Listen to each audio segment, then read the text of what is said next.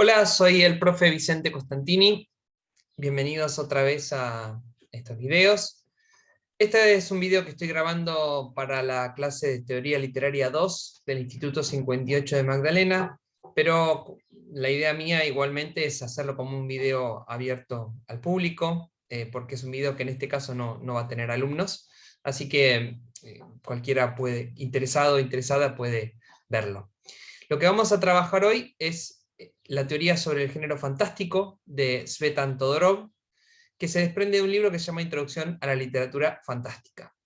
Vamos a hablar fundamentalmente de los 3 primeros capítulos y también plantear un poco las limitaciones de la teoría de Todorov, los aportes que hace el autor para discutir sobre este género, y también hacia el final pensar en algunas tipologías alternativas que se escapan un poco de lo que plantea el autor.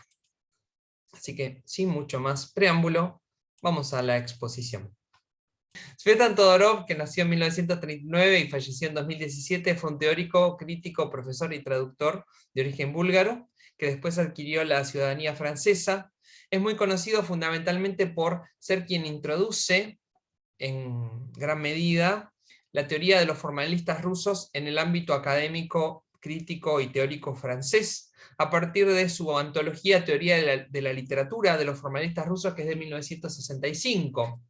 Un libro que todavía al día de hoy seguimos leyendo en castellano, lo cual es bueno y es malo a la vez, porque por un lado fue un gran aporte para que podamos conocer los hispanohablantes la teoría de los formalistas rusos, pero también fue malo porque es una traducción de una traducción, al menos en castellano, del ruso al francés y del francés al castellano. Hubo que esperar bastante para que empezaran a aparecer traducciones directas del ruso al español de la teoría de los formalistas rusos. Bueno, hay otros videos en los cuales yo hablo un poco sobre la teoría literaria en general, y en algún momento voy a hacer un video público.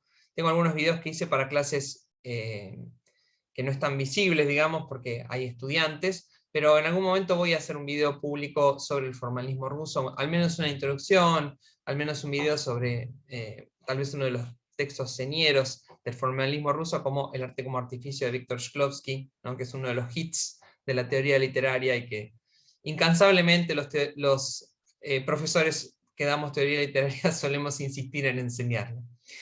Todorov tiene también otros textos de esta primera etapa, que podríamos llamar su etapa estructuralista, como ¿Qué es el estructuralismo? Poética, de 1968, Introducción a la literatura fantástica, de 1970, y también es muy importante el aporte que hace con el Diccionario Enciclopédico de las Ciencias del Lenguaje, junto con Oswald Ducrot, en 1983. El capítulo 1 de Todorov, que se llama Los géneros literarios, plantea una serie de cuestiones más de tipo metodológico. Podemos tomar este primer capítulo también como una especie de introducción a cómo trabaja el estructuralismo como movimiento teórico y literario.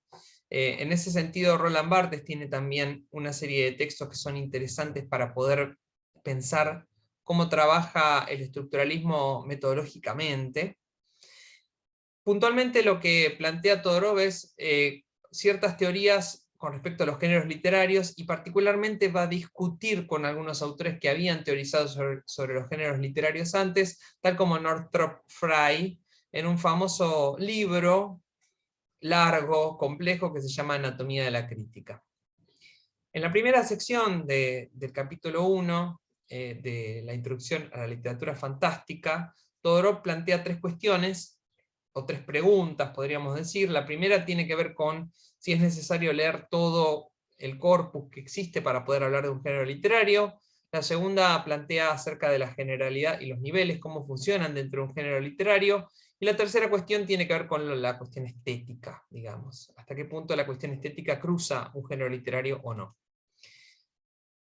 Con respecto a esto, lo que va a decir Todorov es que él parte de lo que sería el método hipotético deductivo, con lo cual obviamente plantea que no es necesario leer todo el corpus completo, cosa que por otro lado es casi imposible, sino más bien plantear una hipótesis que esté limitada a un tiempo y espacio determinado, y apuntar a la coherencia interna de la teoría, que va a ser el punto más importante de la teoría sobre el género fantástico de Todorov. También, de algún modo, es lo que marca sus propios límites, ¿no? Porque es evidente que va a haber obras, va a haber textos que van a salir un poco por fuera de esta tipología que plantea Todorov, lo cual nos podría llevar a pensar, un poco como he planteado en clases con varios de mis estudiantes, que la teoría de Todorov no es una llave maestra que nos va a permitir decodificar absolutamente todo, saber absolutamente todo, poder leer absolutamente todos los textos. No es eso. Ninguna teoría literaria es eso.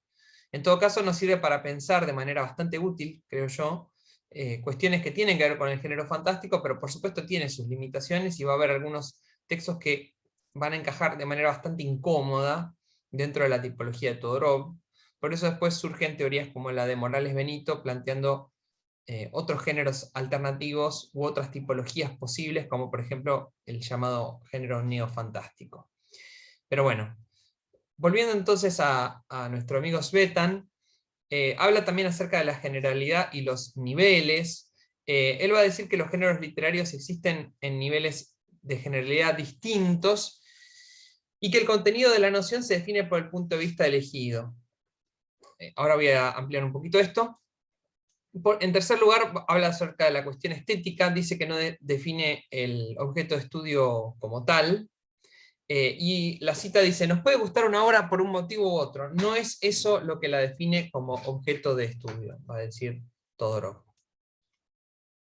Con respecto a lo que sería el género propiamente dicho, cuando habla sobre género y especie, lo que va a decir Todorov parte en gran medida de las teorías de Ferdinand de Saussure. Como ustedes saben, es el padre de lo que sería la lingüística moderna. Saussure plantea una serie de cuestiones con respecto a cómo pensar el objeto de estudio. Saussure plantea en el curso de Lingüística General, que en realidad es un libro publicado a partir de notas y es una reconstrucción, digamos, que hacen los estudiantes de Saussure después de que éste fallece. Pero así todo ha sido un libro sumamente importante y sumamente influyente para el planteo de numerosas ciencias sociales, desde el punto de vista metodológico, ¿no? Saussure planteaba dos cuestiones que son en principio muy importantes para las ciencias sociales.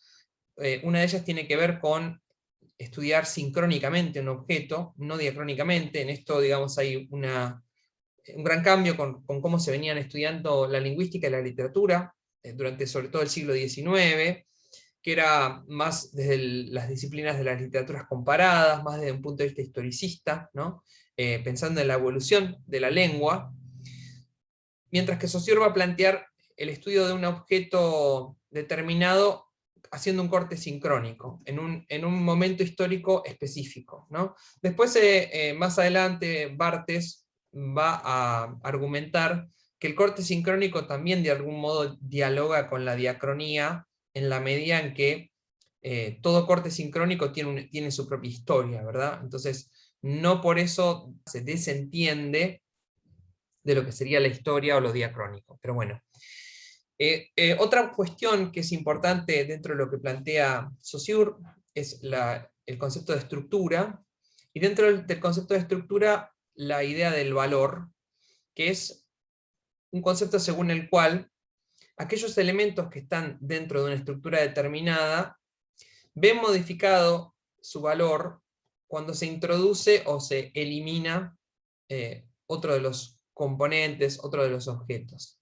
Y en ese sentido, el género, tal como lo entiende Todorov en la introducción a la literatura fantástica, es sumamente distinto del género tal como se concibe en las ciencias naturales. El ejemplo que da Todorov es que cuando se descubre un nuevo tipo de insecto, en general no modifica sustancialmente la definición que nosotros tenemos de lo que llamamos insecto, mientras que en las ciencias sociales todo el tiempo está la posibilidad de que la introducción de un nuevo elemento modifique todo el conjunto de las posibilidades, y como dice el autor, cada nuevo ejemplo cambia la especie.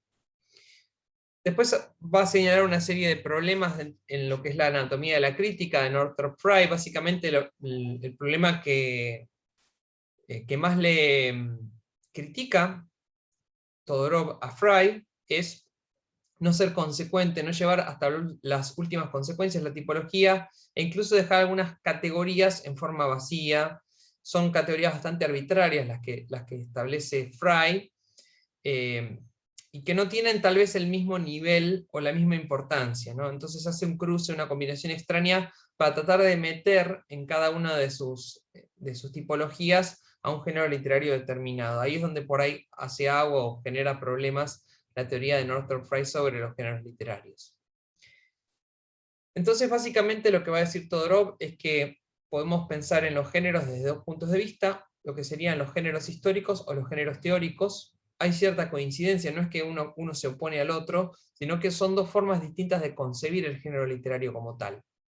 Los géneros históricos son los que resultan de la observación de la realidad literaria y que en general son categorías que hemos heredado de viejas poéticas o de viejas concepciones artísticas, ¿no? La tragedia clásica tal vez sea el ejemplo más paradigmático a partir de la poética de Aristóteles y todo lo que vino después, mientras que los géneros teóricos son los que, un poco como sucede con la introducción a la literatura fantástica de Todorov, surgen a partir de una deducción de carácter teórico.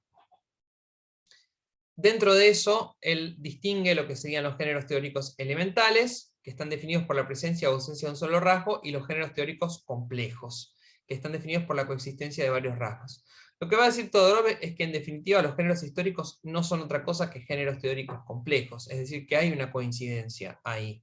Podemos pensar que el género, el fantástico, es un género que en cierta forma hemos heredado por una cuestión de tradición, pero a su vez plantea una serie de características desde el punto de vista teórico, también lo convierte en un género teórico complejo, ¿no? Bueno, la definición del fantástico es tal vez la parte más conocida, aparece en el capítulo 2 del libro de Todorov, que dice que el relato fantástico es aquel que nos lleva a optar, a elegir por dos opciones, lo extraño, en tanto real y racional, o lo maravilloso, que sería una realidad regida por leyes sobrenaturales que no son desconocidas. La definición dice: lo fantástico es la vacilación que experimenta un ser que solo conoce las leyes naturales ante un acontecimiento al parecer sobrenatural.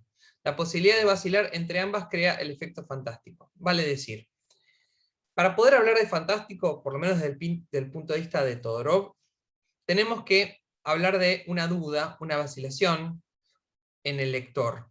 El lector tiene que dudar, tiene que no poder decidir entre por lo menos dos interpretaciones. Una interpretación que tenga una explicación racional y una interpretación que acepte la presencia de lo sobrenatural, de lo que sería lo maravilloso desde el punto de vista de Todorov. Por eso él habla de tres condiciones o requisitos, de los cuales la primera y la tercera serían imprescindibles, y la segunda puede estar o no estar. Esas tres condiciones o requisitos son la vacilación del lector, que él va a asociar con el aspecto verbal del texto, la vacilación del personaje, que va a asociar con los aspectos sintáctico y semántico, y por último, lo que sería la lectura o interpretación literal. Cuando decimos esto, cuando decimos lectura o interpretación literal, nos referimos a no leer el texto ni alegóricamente ni poéticamente, que de algún modo, y desde el punto de vista de lo que está diciendo Todorov, equivale a leer metafóricamente el texto. Leer el texto como si fuera la representación de otra cosa externa a lo que se está diciendo, no literal, sino metafórica. Vamos a desarrollar eso en unos minutos. Por lo pronto, algunas definiciones que amplían estas ideas. Todorov dice que fantástico no es sinónimo de sobrenatural, entre otras cosas porque lo sobrenatural es mucho más amplio que lo fantástico. Lo sobrenatural en principio incluye tanto el género maravilloso como el fantástico. Entonces, lo sobrenatural sería una condición necesaria pero no suficiente para la existencia del fantástico. Otra cosa que va a decir Todorov de manera bastante polémica, porque hay hasta cierto desdén por parte de Todorov por el género, es que el fantástico no requiere del miedo del lector necesariamente y que no equivale al género de terror.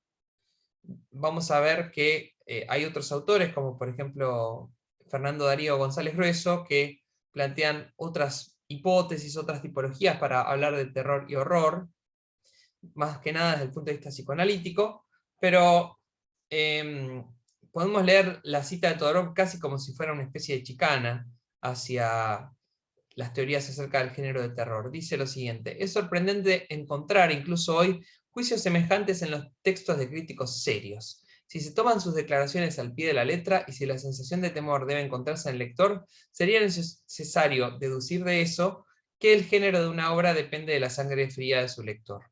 Bueno, acá hay casi una ironía, ¿no? Por parte de Todorov, por no decir un desdén. Esto después va a ser discutido. Lo que no se puede negar de todas maneras es, digo, volviendo a esta tipología o a esta idea de los géneros históricos, el terror es un género histórico y también funciona como una etiqueta de mercado incluso, ¿no? Entonces, creo que no alcanza con desdeñarlo o burlarse para desconocer la existencia de un género literario determinado. Agrega Todorov, el temor se relaciona a menudo con lo fantástico, pero no es una condición necesaria de su existencia. Lo cual es cierto, digo, hay muchos ejemplos de textos fantásticos que no son de terror o que no generan temor, pero eso no equivale a decir que el género de terror no existe, ¿no? De algún modo el terror a veces se solapa con lo fantástico, pero podríamos pensar que funciona de otra manera. Y es verdad que tiene que ver más con generar algún tipo de reacción en el lector. El terror es un género que está partiendo de cierto modelo de lector hipotético, ¿no? De lector imaginario, que va a reaccionar de determinada manera al texto. Y si eso no sucede incluso, el texto es un texto fallido. Es un texto que tiene muy en consideración al lector, eso es indudable. Para Todorov el fantástico sería algo así como el reverso exacto del género policial clásico. Por eso él reconoce la importancia de Edgar Allan Poe en el surgimiento moderno de los dos géneros, del policial por un lado y del fantástico por el otro. Va a decir Todorov en una cita: la novela policial del enigma se acerca a lo fantástico, pero es también su opuesto. En los textos fantásticos nos inclinamos de todos modos por la explicación sobrenatural. La novela policial, una vez terminada, no deja ninguna duda en cuanto a la ausencia de acontecimientos sobrenaturales. Yo puse una cita en ese sentido que creo que es muy ilustrativa, perteneciente a la novela El sabueso de los Baskerville de Sir Arthur Conan Doyle de 1902, donde justamente lo que plantea el personaje de Sherlock Holmes es que si lo sobrenatural efectivamente existe, no hay mucho que ellos puedan hacer, y que la obligación que él tiene como detective, como el detective racional que es agotar todas las instancias racionales, todas las hipótesis racionales que se puedan hacer, ir descartándolas hasta tener que aceptar casi forzado la existencia de lo sobrenatural. Por supuesto, en una novela de Sir Arthur Conan Doyle eso no va a suceder, no se acepta nunca la existencia de lo sobrenatural, y resulta que el sabueso de los Baskerville no es un perro que viene del infierno, ni mucho menos, ni es un perro que tiene poderes sobrenaturales. Todo después es explicado racionalmente, lo cual se parece bastante a aquello que Todorov llama el fantástico extraño, o lo sobrenatural explicado, donde aparecen hechos en apariencia sobrenaturales, pero que después son explicados por razones racionales. Es un sueño, es una ilusión, hay un problema con la percepción de los sentidos del narrador, que no es un narrador fidedigno, es una trampa. Bueno, hay muchas razones por las cuales se puede explicar lo sobrenatural. Esa subdivisión, digamos, de la tipología sería tal vez la menos interesante o la más criticada, ¿no? Por caer en excesos de explicación. Y es algo que, sobre todo, se va a dar mucho en el siglo XIX y va a empezar a desaparecer cada vez más en el siglo XX. Hay una novela policial que funciona algo así como una especie de excepción a la regla que menciona Todorov en la introducción a la literatura fantástica, que es La cámara ardiente de John Dickinson Carr, y en esa novela justamente se juega con la posibilidad de escribir una novela policial o plantear una novela policial que tenga también la vacilación del lector y donde siempre se esté dudando entre la explicación racional o la explicación sobrenatural y maravillosa. Eso está sostenido hasta el final de la novela. Incluso al final de la novela, dice Todorov, hay como una especie de vuelta de tuerca que vuelve a instalar la duda y la vacilación del lector, con lo cual tenemos una excepción a la regla. Hay ejemplos de policial que tienen elementos sobrenaturales. Lo que pasa es que también es cierto que casi siempre el policial está basado en el raciocinio, entre otras cosas porque justamente el policial más clásico parte de la base de que no podemos comunicarnos con los muertos y que entonces el investigador, el detective, tiene que resolver el enigma a partir de los indicios que tiene. Digo, si pudiéramos hablar con los muertos, directamente le preguntaríamos al muerto quién es el asesino y se acabó el policial. En ese sentido creo que es muy interesante cómo hay cuentos que salen, o textos que se salen un poco de ese molde. Pienso en el magnífico cuento En el bosque, de Akutagawa, donde justamente tenemos una estructura policial porque hay un crimen, pero la gran diferencia con el policial es que no se resuelve, no hay una explicación del enigma, e incluso el último de los testimonios es una medium, una especie de bruja o hechicera que habla con el alma del muerto, y lo interesante es que ninguno de los testimonios coincide, ¿no? Es imposible, uno tiene que tratar de actuar como el detective que reconstruye las piezas, pero el problema es que no podemos llegar a una explicación última en ese maravilloso cuento. La cita de El sabueso de los Baker dice lo siguiente, dice: los agentes del demonio pueden ser de carne y hueso, ¿no es cierto? Hay dos cuestiones que aclarar antes de nada. La primera es si se ha cometido algún delito. La segunda, ¿qué delito y cómo? Por supuesto, si la teoría del Dr. Mortimer fuese correcta y tuviésemos que vérnoslas con fuerzas que desbordan las leyes ordinarias de la naturaleza, nuestra investigación moriría antes de empezar, pero estamos obligados a agotar todas las demás hipótesis antes de recurrir a esa. Es un poco la lógica del policial. Agotemos todas las hipótesis racionales y recién después, al final, aceptemos la existencia de lo sobrenatural. Por supuesto, no va a suceder en las novelas policiales de Sir Arthur Conan Doyle. Lo que sí es interesante es que existen otros autores que tal vez parten de otras cosmovisiones y donde no es tan raro que aparezca lo sobrenatural en el policial. Sucede, por ejemplo, con autores bastante marginales o poco conocidos, como Lewis Owens, que es un autor que trabaja una mezcla entre el género policial y la literatura o la cosmovisión indígena estadounidense o norteamericana, ¿no? Y en ese sentido se dan mezclas muy extrañas, ¿no? Que los personajes que mueren aparecen como fantasmas. Es una cosa bastante atípica si nos atenemos a las pautas de los dos géneros, del fantástico y del policial.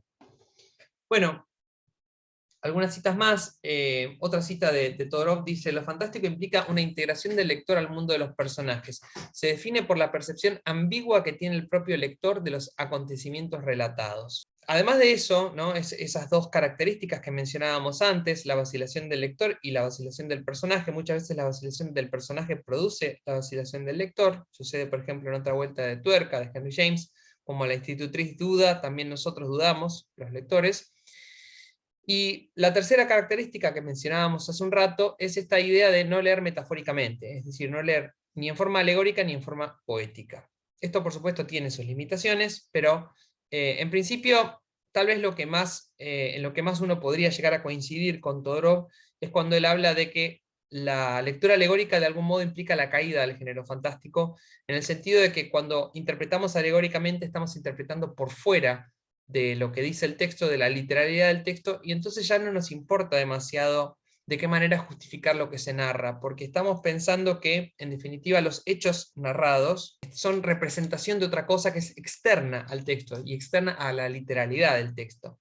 Por lo tanto, ¿hasta qué punto es imaginario, o hasta qué punto es sobrenatural, o hasta qué punto es racional?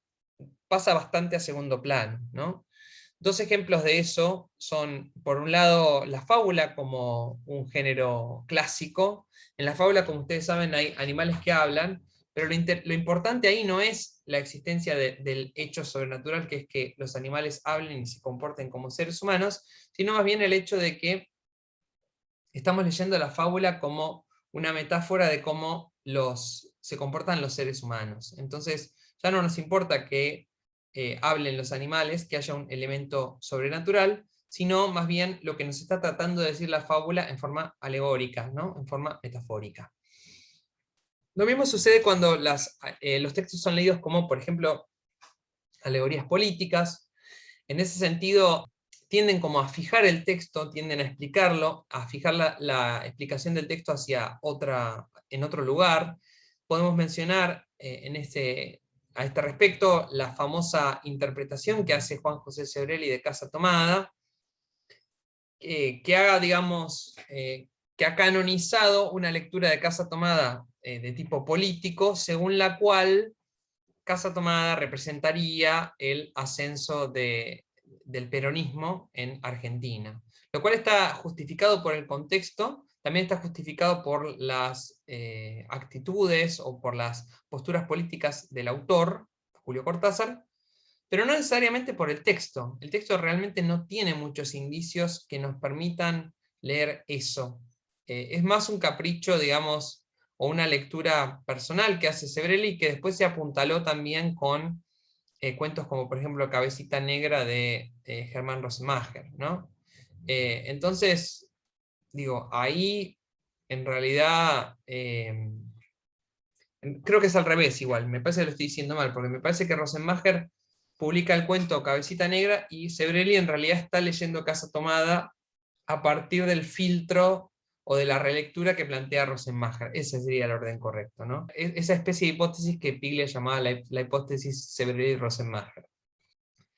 La tercera cuestión acá es lo de leer poéticamente, y acá es donde tal vez la teoría sobre el género fantástico de Todorov hace más agua o presenta más problemas, porque Todorov se apresura en endilgarle a la poesía una serie de características que no necesariamente tiene siempre.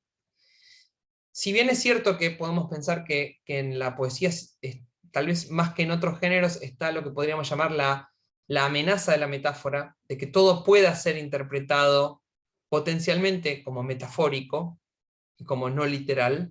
Eso es cierto, es una característica fuerte de la poesía como género, pero así todo, esa característica no alcanza para negarle de plano a la poesía la posibilidad de que funcione como parte del género fantástico. Por supuesto, Todorov está pensando más en la narrativa, en el género fantástico como un género narrativo, pero hay un artículo de Susana Reis donde ella demuestra, a partir de una serie de ejemplos, que perfectamente la poesía puede trabajar con el género fantástico, puede trabajar con lo sobrenatural, puede trabajar con la vacilación del lector.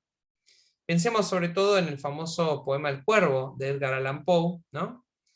Que sería un ejemplo muy paradigmático de un poema que trabaja con el género fantástico. Tenemos la misma lógica que en la mayoría de los cuentos de Poe, la vacilación del personaje, la posibilidad de que sea una ilusión del personaje, porque en definitiva sabemos que los cuervos no hablan y por lo tanto no podría decir las palabras nevermore, nunca más, ¿no? Entonces ahí perfectamente tenemos un ejemplo que contradice un poco la teoría de Todorov. También es cierto que Todorov se apresura en unificar todo el género poético con una característica que no necesariamente va a estar siempre, ¿no? Que es aquella tendencia a usar la metáfora como recurso. Este es el esquema que presenta Todorov cuando habla del fantástico. Esa línea que ustedes ven en el medio sería justamente el fantástico que él llama un género evanescente, un género que está siempre en peligro de desaparecer, y que tiene mucho que ver con cómo leemos y con cómo se sostiene la ambigüedad a lo largo del relato. De un lado entonces tenemos el género extraño, del otro lado tenemos el género maravilloso. Lo extraño sería aquello que nos llama la atención pero que tiene una explicación racional, lo maravilloso sería aquello que solamente puede concebirse como algo sobrenatural sin una explicación racional, porque ese mundo ficcional funciona de esa manera y con esas leyes, que son unas leyes distintas a las del mundo donde nos manejamos habitualmente. Y entre medio están el fantástico extraño y el fantástico maravilloso como eslabones intermedios de la tipología. En ese sentido, Todorov lo plantea más como una especie de gradación y no como una cosa totalmente absoluta, ¿no? Casi como si fuera una especie de escala cromática, ¿no? De mayor a menor, si ustedes quieren. Da una serie de definiciones y de ejemplos. Cuando habla del extraño puro, Dice, se relatan acontecimientos que pueden explicarse perfectamente por las leyes de la razón, pero que son de una u otra manera increíbles, extraordinarios, chocantes, singulares, inquietantes, insólitos, y por esta razón provocan en el personaje y el lector una reacción semejante a la que los textos fantásticos nos volvió familiar. Agrega, a diferencia de lo fantástico, lo extraño no es un género bien delimitado. Dicho con más exactitud, solo está limitado por el lado de lo fantástico. Por el otro lado, se disuelve en el campo general de la literatura, dice Todorov. Es decir, el límite entre lo que sería lo extraño y lo habitual a veces es un poco difícil de marcar, y el límite estaría justamente en la vacilación que genera el fantástico. Una vez cruzado ese umbral, porque el fantástico funciona como una especie de umbral, ya estamos en presencia de lo maravilloso. La caída de la casa Asher, de Edgar Allan Poe, sería para Todorov un ejemplo de cuento extraño. Podríamos discutir hasta qué punto Casa Tomada mismo, que ya hemos mencionado en este video, funciona incluso como ejemplo de cuento extraño, en la medida en que en ningún momento se explicita un hecho sobrenatural propiamente dicho. Todo ese cuento funciona precisamente a partir de la omisión. Eso sin mencionar además que Casa Tomada es un cuento que está trabajando con la caída de la casa Asher como inspiración y como referencia literaria concreta, ¿no? Después, el fantástico extraño es esto que yo mencionaba hace un rato, sería también conocido como lo sobrenatural explicado, y en principio es el género tal vez más decimonónico y el que más ha desaparecido en los siglos XX y XXI, por esa tendencia que tuvo la estética del siglo XX y también del siglo XXI a dejar el relato abierto, ambiguo, sin explicación, un poco contrariando esa lógica excesivamente explicativa que solía tener la literatura antes, ¿no? Del siglo XIX para atrás. Dice la cita, los acontecimientos que a lo largo del relato parecen sobrenaturales reciben finalmente una explicación racional. El carácter insólito de esos acontecimientos es lo que permitió que durante largo tiempo el personaje y el lector creyesen en la intervención de lo sobrenatural. La crítica describió y a menudo condenó esta variedad con el nombre de sobrenatural explicado, dice Todorov. Da como ejemplo esa novela extensa, que es manuscrito encontrado en Zaragoza, del autor Jan Potocki, y lo que señala es que, irónicamente, muchas veces las soluciones del fantástico extraño terminan siendo menos verosímiles o más forzadas que la aceptación misma de lo sobrenatural. Muchas veces esas explicaciones excesivamente racionales son menos creíbles que, por ejemplo, aquello sobrenatural naturalizado, como por ejemplo la transformación de Gregor Samsa en la Metamorfosis de Kafka, ¿no? Como lectores lo tenemos que aceptar y punto. Sobre el fantástico ya hemos hablado, así que simplemente les menciono dos citas que de algún modo lo sintetizan. Agrega Todorov, lo fantástico ocupa el tiempo de esta incertidumbre. En cuanto se elige una de las dos respuestas, se deja el terreno de lo fantástico para entrar en un género vecino, lo extraño o lo maravilloso. Lo fantástico es la vacilación experimentada por un ser que no conoce más que las leyes naturales frente a un acontecimiento aparentemente sobrenatural. Ese ser puede ser tanto el lector como el personaje del relato. En ese sentido, la definición de Todorov es estratégica porque ser es una palabra lo suficientemente ambigua para incluir personas de la vida real como los lectores o seres ficcionales como los personajes del texto. La otra cita dice, lo fantástico tiene pues una vida llena de peligros y puede desvanecerse en cualquier momento. Más que ser un género autónomo, parece situarse en el límite de dos géneros, lo maravilloso y lo extraño. Tal vez el ejemplo más paradigmático, de hecho Todorov lo menciona, es Otra vuelta de tuerca, de Henry James, un texto que está fuertemente basado en la vacilación de los lectores, que tiene una infinidad de interpretaciones posibles, que algunas de las cuales he mencionado incluso en otro video de este canal. Así que, sin duda, Otra vuelta de tuerca sería un ejemplo en la medida en que justamente trabaja con esta vacilación del lector y ha generado infinidad de interpretaciones, algunas que aceptan lo sobrenatural, otras que se apartan de lo sobrenatural y lo interpretan psicoanalíticamente, por ejemplo, ¿no? Otras alegóricamente, etc. Como fantástico maravilloso, que tiene pocas diferencias tal vez de lo que sería el maravilloso puro, lo que Todorov llama el maravilloso puro.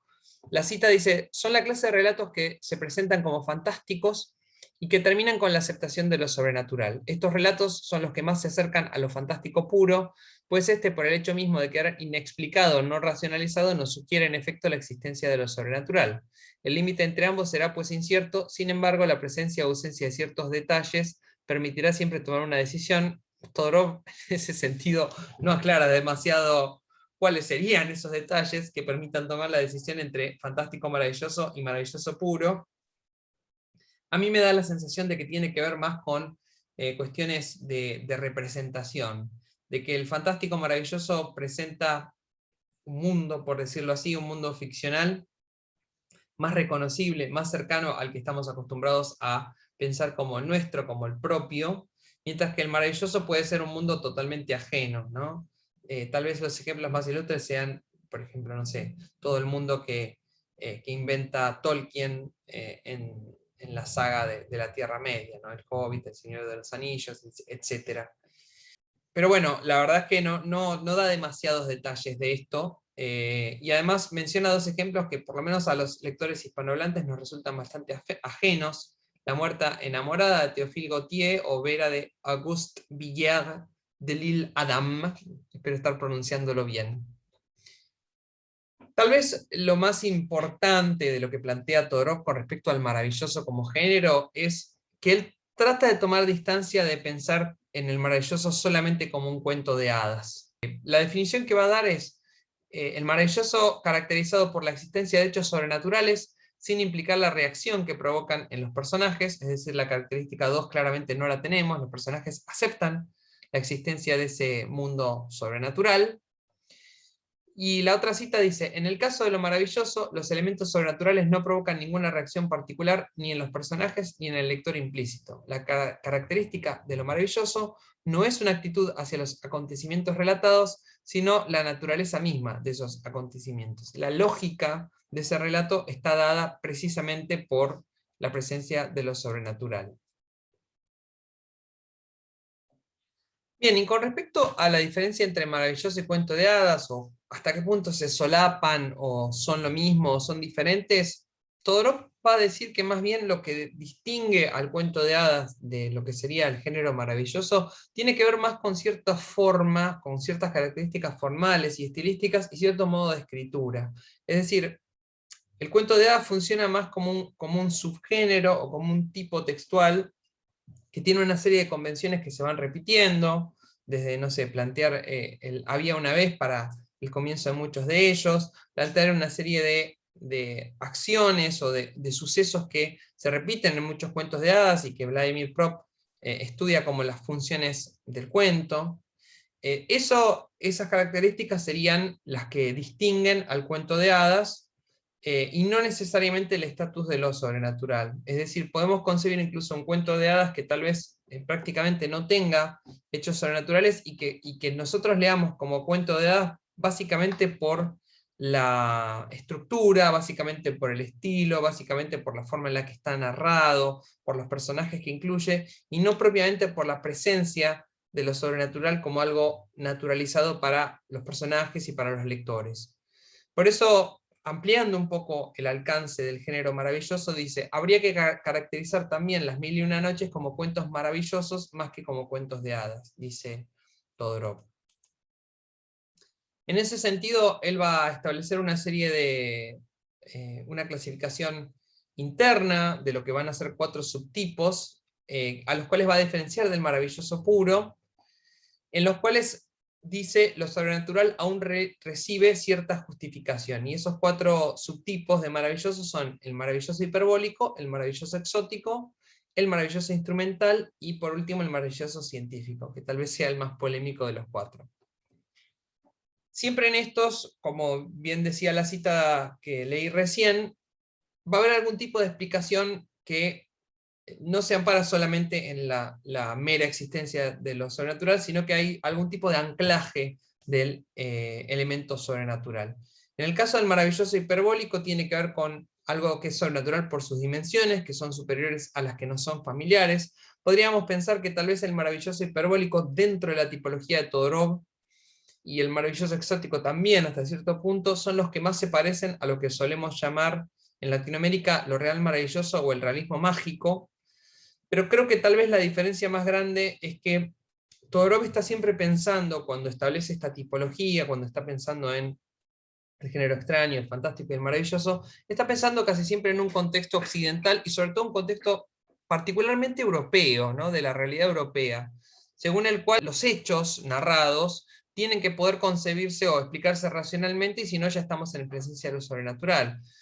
El problema justamente, o los límites que encuentra la teoría de Todorov, es que cuando esto se transporta a otras cosmovisiones, como la cosmovisión indígena, ¿no? Americana, precisamente esas cosmovisiones aceptan la presencia de lo sobrenatural como parte de esa realidad cotidiana. Es un poco también el funcionamiento que tienen las leyendas, ¿no? Las leyendas tradicionales, populares, las cosmovisiones indígenas.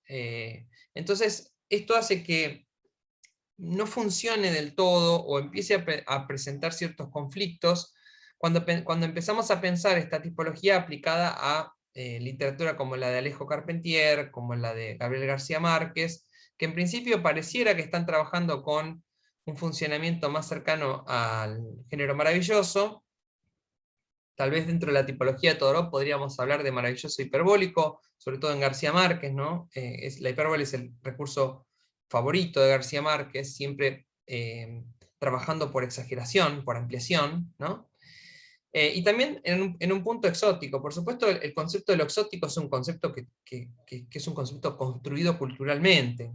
Así como Edward Said nos dice o nos enseña que el orientalismo es una construcción occidental, es una forma de construir Oriente desde la mirada occidental. Podríamos pensar que el concepto mismo de exotismo también tiene que ver con un posicionamiento cultural, un posicionamiento occidental determinado, ¿no? Entonces, la justificación de lo maravilloso por lo exótico tiene que ver también con la idea de la cercanía versus la idea de la extrañeza. Y en ese sentido da un ejemplo muy clásico, que es el de los viajes de Sinbad el Marino. Podríamos pensar que incluso la Odisea misma, ¿no?, responde a esta idea de lo maravilloso exótico. Es maravilloso porque es exótico, porque Ulises se aleja de Ítaca y encuentra tierras donde hay otros seres, otras realidades, etc., ¿no? Acá se cruza, por supuesto, pensando un poco en la historia de la literatura latinoamericana, cómo las crónicas de Indias, con esa mirada exótica y extrañada que tienen los cronistas de Indias, de algún modo va a ser también en cierta medida el puntapié fundacional, ¿no?, de la literatura latinoamericana, junto con la cosmovisión indígena, por supuesto. Después agregamos a esto dos tipologías más, dos subtipos más de lo maravilloso, lo que él va a llamar lo maravilloso instrumental. Dice la cita: aparecen pequeños gadgets, perfeccionamientos técnicos irrealizables en la época que se describe, pero después de todo perfectamente posibles, que no son objetos mágicos, sino más bien aparatos de cierto funcionamiento técnico. Todorov da un par de ejemplos de las Mil y una Noches, pero uno podría pensar que mucho de la ciencia ficción, o hasta de las películas, no sé, de James Bond, por ejemplo, funcionan un poco con esa lógica de el objeto imposible. Esto ha sido incluso parodiado en series como la del Superagente 86. Hay un poco esa especie de lógica casi infantil, ¿no?, del maravilloso instrumental, el objeto prodigioso. Y por último, el maravilloso científico, algo que Elvio Gandolfo, en el prólogo a la introducción a la literatura fantástica, Gandolfo es uno de los que ha traducido Introducción a la literatura fantástica de Todorov. Gandolfo lo va a criticar sobre todo esta tipología, más que nada porque la ciencia ficción, el maravilloso científico se equivaldría a la ciencia ficción. Dice Todorov: aquí lo sobrenatural es explicado de manera racional, pero a partir de leyes que la ciencia contemporánea no reconoce. Y Gandolfo va a decir que en realidad la ciencia ficción es un género por derecho propio, y que es bastante forzado pensarlo en el marco de un subtipo del maravilloso. Por supuesto, esto es operativo a la tipología de Todorov, que trata de agotar, digamos, todas las posibilidades. Pero también es cierto que si nosotros nos atenemos a lo que dice Todorov en el capítulo 1, la ciencia ficción, como el terror, por ejemplo, no deja de ser un género histórico con ciertas características, y además aquello que menciona Todorov como una característica de la ciencia ficción, que es aquello que Daniel Link en Escalera al Cielo, Utopía y Ciencia Ficción, llama la garantía científica, que es utilizar leyes pseudocientíficas o que parezcan científicas para justificar los hechos narrados, no sería necesariamente la única característica de la ciencia ficción como género. Digo, si nos atenemos a la tipología de Daniel Link, que es alguien que ha trabajado mucho sobre la ciencia ficción, Daniel Link dice que la ciencia ficción es un relato de futuro puesto en pasado. Me parece que esa definición de ciencia ficción es mucho más útil, mucho más operativa que pensar meramente en la cuestión de cómo funcionan las leyes científicas o pseudocientíficas, ¿no?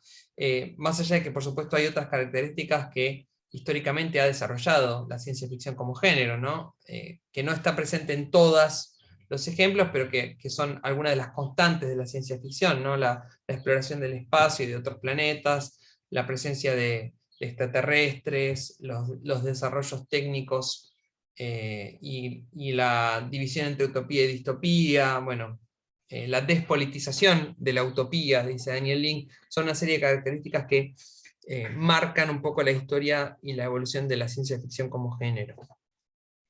Otras tipologías que de algún modo se solapan o entran en conflicto con la de Todorov es esto de terror y horror que yo mencionaba, que pertenece a González Grueso, y donde él plantea, digamos, el terror y horror desde un punto de vista psicoanalítico, como aquello de lo cual vos podés escapar o no podés escapar. El terror sería aquello de lo cual vos podés escapar, y el horror sería aquello de lo cual no podés escapar. La tipología que establece González Grueso habla del miedo al yo, el miedo al otro yo y el miedo al otro. Y con esa tipología tripartita y sumando la posibilidad de escapar o la imposibilidad de escapar, tendríamos un poco el esquema de lo que llama el terror y el horror. El neofantástico, digo, para ir cerrando un poco estas ideas del realismo mágico, lo real maravilloso ya hablé hace un ratito, también hablé de la ciencia ficción, pero para ir redondeando y cerrando un poco esta exposición, ¿qué sería lo neofantástico? De acuerdo con Lidia Morales Benito, sería un tipo de sobrenatural en el cual los personajes aceptan, naturalizan aquellos hechos sobrenaturales. Ella lo asocia con lo que sería la patafísica, con una serie de nuevas formas de representación que tienen que ver con las vanguardias y con la estética del siglo XX, con lógicas que no siguen con la racionalidad, digamos. En un punto es cierto que la metamorfosis de Kafka podríamos pensar que inaugura una forma distinta de plantear lo sobrenatural, en la medida en que está totalmente naturalizada la transformación de Gregor Samsa en esa novela, pero a su vez no necesariamente refuta la validez de las teorías de Todorov. En todo caso es una vueltita de tuerca más para el género, pero no me parece que plantea un género absolutamente diferente a las ideas de Todorov. Así que a mí personalmente no me termina de convencer demasiado el planteo del neofantástico como género. Sí admito el cambio, la importancia que tiene la metamorfosis en términos de poner en primer plano el elemento sobrenatural, generando una gran extrañeza en el lector. Pero esto creo que tiene que ver más, como dice Ricardo Piglia, con la lógica de lo kafkiano, según la cual el elemento que en la narración clásica se construía secretamente y se revelaba al final, como sucede en los cuentos de Poe, en Kafka se invierte esa lógica y se pone en primer plano el elemento extraño, el elemento oculto, y se narra de manera cifrada lo que en principio es lo más evidente, lo más común, lo más normal. Esa inversión configura la lógica de lo kafkiano, y eso lo pueden encontrar en ese magnífico ensayo que es Tesis sobre el cuento, de Ricardo Piglia. Para mí va más por ese lado, pero bueno, no sé, es mi opinión personal. Bueno, espero que este video les haya servido, tanto a mis alumnos de Teoría Literaria 2, como a cualquier otra persona interesada en el fantástico como género. Les agradezco por haberlo visto y nos veremos la próxima.